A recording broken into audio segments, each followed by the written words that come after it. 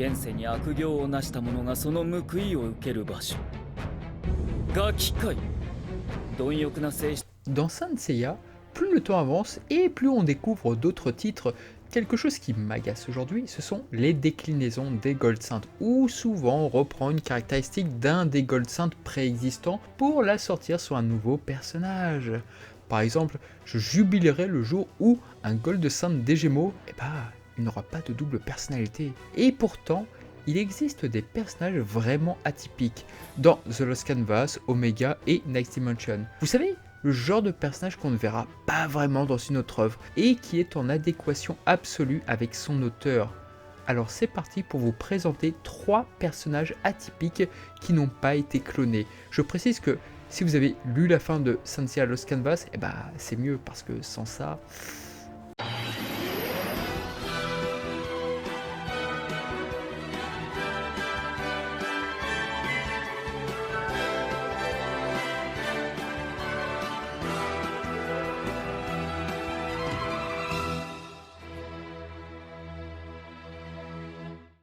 Yoma, le père de Tenma, celui qui apparaît d'une manière spectaculaire au sein du récit, et ce en face d'Aspros des Gémeaux, qui venait de liquider son frère.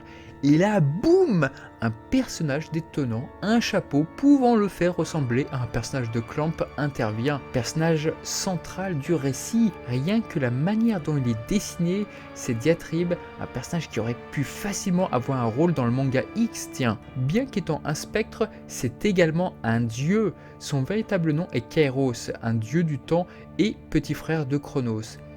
Et pourtant, il est bel et bien dans Saint Seiya l'auteur de nombreux dégâts sur des personnages précis, tels que Sasha, Pandore, Tenma et Alone. Yoma s'amuse des situations qu'il provoque, c'est à cause de lui qu'Aspros sombrera dans la corruption de son âme en raison d'une goutte des ténèbres donnée en douce par Yoma.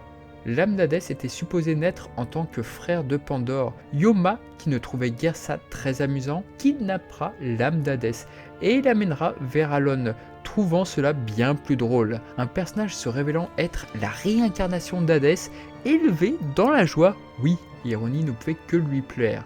Ce personnage provoque quelques questionnements, car si Tenma et Alone se sont rencontrés, ma foi, c'est grâce à Yoma. Et tout cela pour se régaler de cette guerre sainte qu'il suit en tant que spectateur et rigolant fort bien des situations qu'il a lui-même créées. Mais pourquoi est-il spectateur au fond ? C'est tout simplement parce que les dieux ont oublié son existence, ainsi que les humains, et Yoma en souffre terriblement. Il voue une haine incroyable envers Chronos. Son frère cadet l'avait en effet exilé, ce qui explique pourquoi personne ne connaît le dieu Kairos. Et aussi, autre élément, pourquoi Yoma déteste les frères aînés. Tiens, à cause de Chronos, Yoma est forcé de se réincarner sur Terre. Le personnage souffre très clairement d'être introduit tardivement. Toutefois, la question que je me pose toujours c'est, si les OAV de Lost Canvas ont grandement amélioré un passage que je jugeais insipide, à savoir la bataille face au dieu des rêves dans le manga, que se serait-il donc passé avec Yoma? Le studio TMS aurait-il mieux géré son cas? Mystère. Je dis ça, c'est qu'en effet, Yoma provoque moult débats chez les fans de la licence Lost Canvas, tant son cas ne fait pas l'unanimité. Dans mon cas, oui, j'aurais préféré nettement que la rencontre entre Alone et Tenma ne soit qu'un malheureux hasard, ce qui rendrait, selon moi, le drame bien plus palpitant. N'hésitez pas à me dire ce que vous en pensez d'ailleurs en commentaire. Yoma sera vaincu très difficilement par Deutéros, bien décidé à vaincre l'homme qu'il a autrefois dupé. Oui, Yoma a une quantité absurde de sang sur les mains et il était impossible d'y voir une fin heureuse à son sujet. ダメですよミケーネ。この人に逆らっては。この私、魅惑と導きを司るゴールドセインとピスケスのアモールが見逃せなくなるじゃないですか。Amor. Ah, Amor.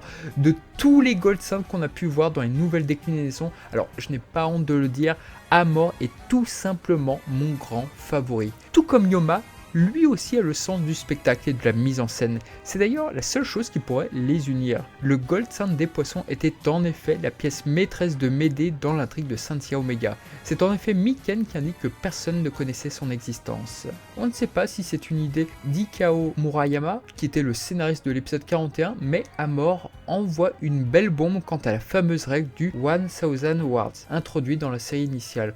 En effet, si deux Gold Sands s'affrontent, il ne devrait pas y avoir de vainqueur et le combat durerait 1000 jours. Ici, Amor annonce tranquillement que cette règle marche quand deux Gold Sands ont le même niveau. ゴールドセイント同士が戦えば1000ウォーズになる。1000ウォーズ。戦いが膠着するか、互いが死に至る戦い。しかしそれはお互いの力が拮抗した場合でしょう。残念ながら私と君では違いすぎるんですよ。力が圧倒的にね。おい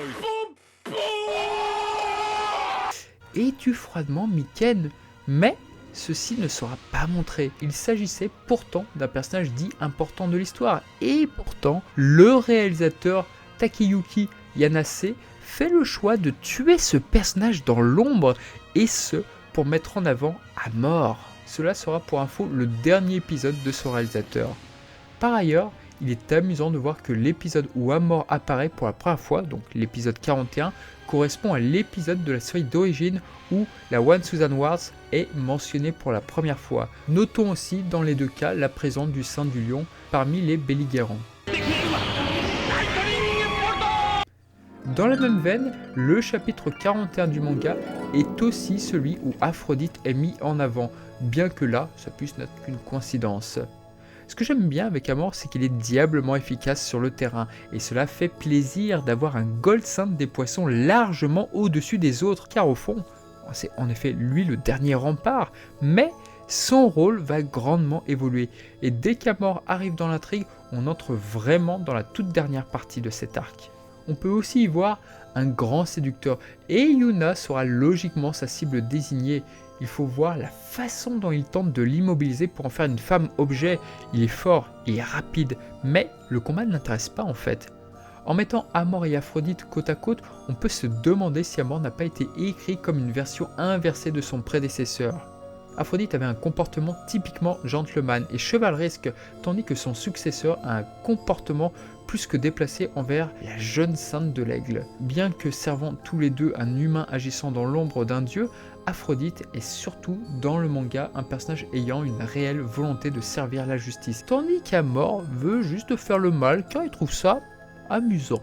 En allant loin, on peut se demander si Umakochi n'a pas voulu rendre le personnage peu attirant physiquement par rapport à Aphrodite. Outre sa personnalité qui n'est absolument pas alignée sur Aphrodite, il détient pas mal de pouvoirs qu'aucun autre Gold des poissons n'avait, comme l'utilisation du Rin-ne-Kesho, une technique qui est un prétexte pour faire revenir les 4 rois célestes de Mars qu'on pouvait voir dans le générique.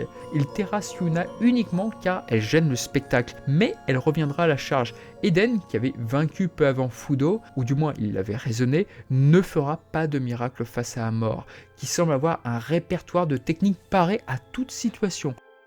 Aucune de ces techniques ne rappellera Aphrodite, même si, bon, ok, le rouge de son Cosmo pourrait rappeler les roses rouges de l'ancien Gold, et le Bloody de certaines de ses attaques pourrait être une référence à la redoutable technique de l'ancien Sainte des Poissons, la Bloody Rose. Il est d'ailleurs rigolo de songer qu'Umakochi, le caractère design de la saison 1, prévoyait à la base un visage au crâne rasé, car effectivement, il n'y avait aucun personnage dépourvu de cheveux, mais son look est assurément inspiré de Gilgamesh dans Fate Stay. Et pourtant, après la défaite de Mars, censé être l'antagoniste principal, on n'aurait pas pu deviner que le Gold Sand des poissons continuerait d'interagir derrière, bloquant Koga et Eden réunis. Le scénariste Makoto Koyama fait incruster les origines d'Amor dans l'épisode. Et vous qui aimez la saga d'Asgard, vous savez que lorsqu'un personnage se confie, c'est toujours la vérité. Mais là encore, Amor renverse ce code-là puisqu'il confesse qu'il n'y avait rien de vrai dans cette fable qu'il a proposée à Eden et Koga, indiquant que lui et sa sœur ont été exclus de la société à cause de leur pouvoir.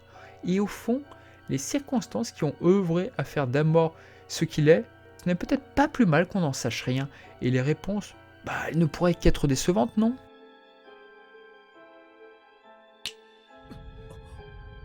その時から私はこの景色を待ち焦がれていたのです。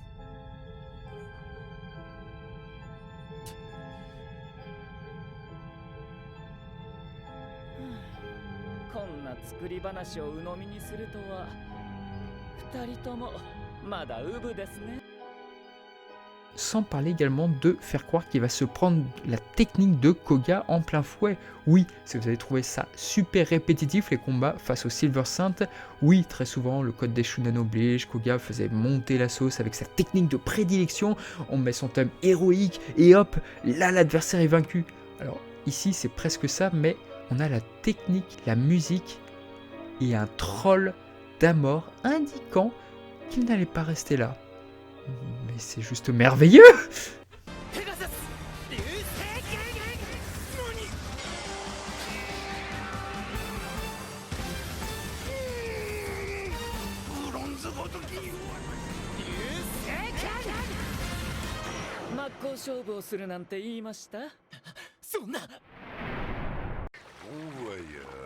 Médée lui confie le rôle d'introduire le Cosmo des Ténèbres en Koga, mais il ne va comprendre qu'à la toute fin que sa sœur l'a trompé et que pour réveiller Abzu, il doit mourir.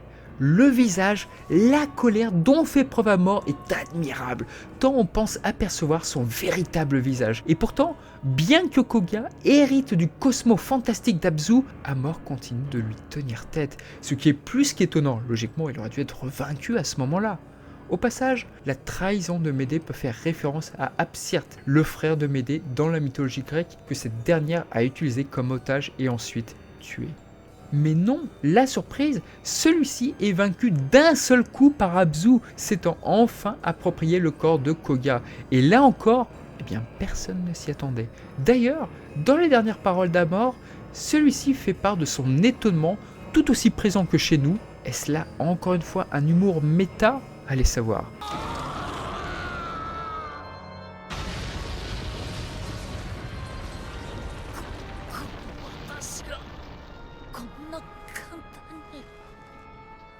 Pour quelques fans que nous sommes encore de Saint Omega, Amor restera à jamais dans nos cœurs. On peut indiquer que la belle voix d'Akira Ishida, à savoir la voix de Gaara dans Naruto, qu'il incarne à merveille, et la version française n'est pas en reste grâce au très rare Stanislas Forlani qui a une voix qui ressemble beaucoup à l'original, tiens. Au final, Amor ne ressemble à aucun Gold des poissons, ni à aucun Gold Saint tout court. Il est sournois, charmeur, une première, menteur, et n'hésite pas à torturer verbalement ses adversaires et dispose de multiples techniques faisant souvent référence à la musique, ce qui est cohérent avec sa tendance à se mettre en spectacle, tel que le qui pourrait signifier la valse sanglante,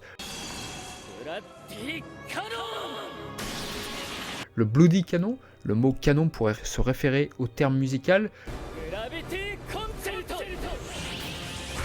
le Gravity Concerno, il s'agit probablement de sa technique la plus redoutable, et ce n'est peut-être pas une coïncidence quand on sait qu'il s'agit, je cite, du Saint d'or qui règne sur l'orientation et de l'envoûtement. On peut éventuellement aussi mentionner sa technique d'eau, qui fait paradoxalement mention du silence. Amor aura été un beau personnage pour orchestrer la dernière partie de la saison 1. Il sera mentionné une dernière fois par Kiki dans la saison lors d'un hommage assez surprenant au Chevalier d'Or défunt de la saison 1. Destol! Alors là, on arrive vers un cas très intéressant dans Next Dimension. Ce personnage est à la fois une bouffée d'oxygène et en même temps une source de crispation chez de nombreux fans. Destol est véritablement un ovni dans Next Dimension. Là où tous les Gold Saints du passé ont l'esprit chevaleresque, Destol, je ne saurais pas comment le décrire. Déjà, pour commencer, oui, dans 2-3 cases, Deathmask pouvait sembler un brin clownesque dans le manga, là où l'animé d'époque nous l'avait montré sous un jour bien plus sérieux et surtout plus sadique. Cet ancien saint du cancer est très opportuniste. Le truc qui frappe avec lui, c'est qu'il est très investi dans sa quête de gardien des morts. Car oui, il confectionne des cercueils et ce, pour se débarrasser des âmes qui ne parviennent pas à trouver le repos. On apprend d'ailleurs que c'est le rôle des saintes du cancer que d'utiliser leur pouvoir psychopompe pour guider vers l'au-delà des âmes qui transitent dans la 4e maison du zodiaque.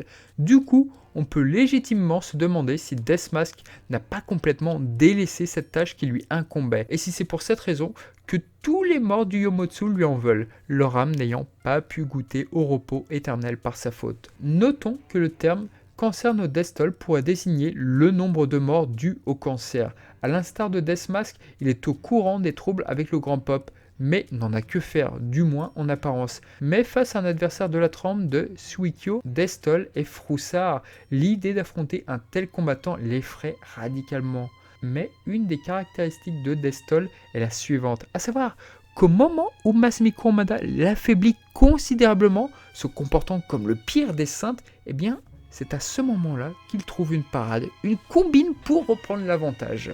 Il dispose d'un artefact d'une efficacité rare, l'Omerta, autrement dit, le cercueil du silence. Lorsque Deathtoll ouvre ce cercueil et pose une question, toute personne prononçant une réponse se retrouve immédiatement aspirée à l'intérieur, ce qui sera fort pratique face à Seiya, Shun et Suikyo. Bien qu'étant en apparence une belle crapule qui hésite même à rejoindre le camp d'Hadès, il comprend instinctivement que Suikyo n'a pas véritablement changé de camp. Bien plus tard dans le manga, c'est au tour d'Ikki de traverser la maison du cancer. Une étrange collaboration va se forger entre les deux individus.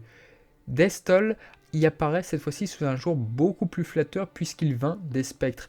Et ainsi arrive Vermeer, l'ancien spectre du Griffon, disposant des mêmes techniques que Minos. Mais bref, Ikki est vaincu par Vermeer. Il faut dire que sa technique lui assure un bel avantage. Deathtoll fait par la même occasion croire qu'il s'est rangé du côté des spectres, mais en réalité, il met à l'abri Ikki. Et là, grand moment, Deathtoll défend la mémoire de Suikyo, il défend son camarade. Il enferme Vermeer dans l'Omerta, dont le juge s'échappe toutefois grâce à un fil. Et là, on arrive vers le moment critique de Deathtoll. J'espère que vous êtes prêts. Vermeer lui inflige le balai de la mort qui consiste à tordre tous les membres du corps. Sur le principe, ça a l'air classe et cruel, mais le résultat est désarmant. Voilà donc que Deathtoll est transformé en une boule humaine, et avec Ikki revenu au Yomotsu Hirasaka, ils battent ensemble le spectre du Griffon.